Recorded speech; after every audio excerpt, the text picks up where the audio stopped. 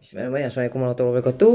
Okey, kali ini kita bersama slot saya bersama Minit bersama Mas Syiro. Okey, ini adalah persoalan yang saya dapat kemarin. Okey, macam mana berkenaan pengurusan risiko. Okey, bagi saya bukan pengurusan risiko. Bagaimana kita nak menerima risiko. Okey, dia lain, pengurusan dan juga menerima risikonya adalah lain. Dia yang bertanya saya, Mas Syiro, macam mana kita nak hadapi risiko dalam perniagaan yang kita pilih. Okey, risiko. Okay.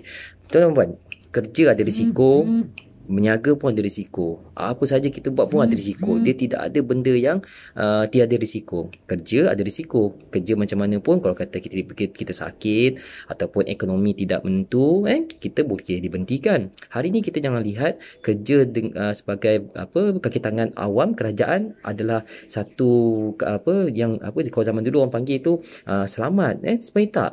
Dengan kerajaan pun sekarang kontrak, doktor pun kontrak, tentera pun kontrak, semua banyak kontrak. So tidak ada yang pasti sekarang ni. Walaupun kerja kerajaan, jangan kita terlalu bangga, aku kerja kerajaan confirm ada pencen, confirm tak ada. Kalau kita tak ada, kita ada masalah, kita sakit ke kita apa, mungkin kita akan dibentikan. Okey, masalah disiplin saya tak tepi lah kan. Okey, ni kita we talk about the risk. Sama juga kalau kerja swasta. Sekarang ni kita dalam keadaan PKP, pandemik sini lagi berat. Tapi tuan-tuan perlu fikir, bagaimana risiko kepada bos kita yang bahagian swasta. Bos kita lagi pening nak fikir sebab mereka memikirkan kebajikan kita. Adakah aku kena berhentikan pekerja? Adakah aku nak bagi VSS? Banyak dong fikirkan. So, macam mana pula kita nak berniaga? Kita nak berniaga macam mana? Ni kita tumpu pada perniagaan. Macam mana kita nak menerima risiko semasa kita nak menjalankan perniagaan, terutama kepada yang newbies yang baru. Jadi saya alhamdulillah saya buat part time berniaga lebih kurang 5-16 tahun dah saya buat secara part time. Okay, so kita dah tahu dah the risk kat mana, kita pernah jatuh dan bangun. So pertama saya bagi tip tuan-tuan. Pertama adalah macam mana you nak terima, bukan menguruskan risiko. Risiko management adalah perkataan lain, risk management adalah lain. Ini adalah macam mana kita nak menerima risiko supaya kita boleh memulakan kita punya empire perniagaan. Pertama tip dia, okey, nak tulis. Yang pertama adalah perniagaan tersebut berapa nilai modalnya. Pertama you kena letak modal, letak modal, tulis M. Pertama you kena tengok modal. Ambil cermin diri kita. Adakah kita mampu dengan modal tu? Adakah kita kita sanggup dengan modal tu? Pertama, you kena yakin. Kalau you tak yakin, you jangan buat berniaga tuan. You terus makan gaji, carilah kerja apa pun. Kalau kena berhenti kerja, carilah kerja Grab food ke apa benda. You jangan start berniaga. So orang berniaga dia kena tahu risiko, dia kena berani menerima risiko. Saya selalu repeat menerima. So pertama, you tengok modal, kemampuan modal you. Kedua, elakkan buat pinjaman.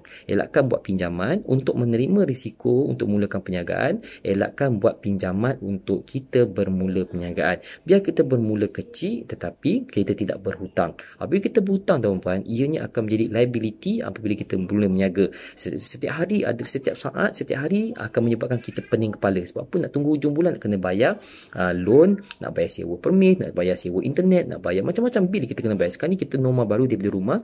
Kita ada satu lagi kita punya penambahan kos kita adalah nak kena beli sewa internet yang tinggi, dia punya pencapaian dia apa semua. So kena laju, macam-macam kita kena komputer kena okey, kena buat juga kat rumah. So ini adalah your punya kos tambahan. So yang kedua saya cakap apa ni? Okey, yang kedua adalah jangan buat pinjaman. Okey, mula kecil-kecil pun tak apa. Macam kita buat perniagaan ibu hanya RM500, insya-Allah dah buat. Takkan ya kita kerja 10 tahun tak ada RM500, betul tak? 10 tahun kerja takkanlah sebulan tak boleh simpan RM50 kan? Setahun dah RM600, mampu. So masih kena dengan tu. Dan hari ni apa lagi perniagaan yang kita tidak perlu ni? Kita ada perniagaan banyak kat luar yang boleh jadi dropship yang tak perlu bayar modal. Hanya modal komitmen RM30 kot untuk jadi dropship. Apa dropship lah, wangi kau benda kan, boleh, tetapi untung dia sedikit. Tapi sabarlah tuan-tuan, you tak nak ambil risiko, so you kena ambil yang kecil-kecil. Mau dapat untung RM2, RM3 atau botol pun ambil.